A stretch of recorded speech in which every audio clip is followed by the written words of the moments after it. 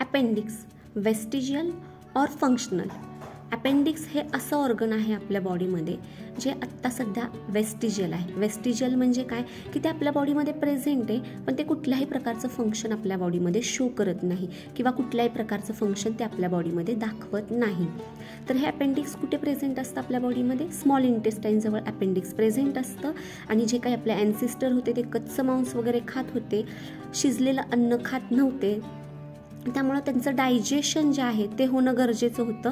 आणि ते डायजेशन व्हावं, प्रॉपर डायजेशन व्हावं म्हणून अपेंडिक्स यूजफुल होतं.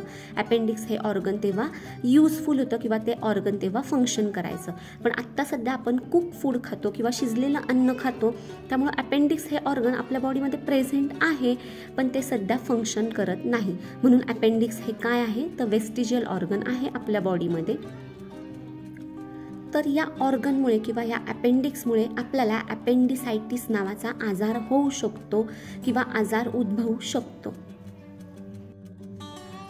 असेच टॉपिक साध्या आणि सोप्या भाषेत समजून घेण्यासाठी इझी सायन्स या यूट्यूब चॅनलला नक्की सबस्क्राईब करा आणि तुम्हाला पाहिजे असलेले जे काही टॉपिक आहेत ते कमेंट सेक्शनमध्ये कळवा. थँक्यू.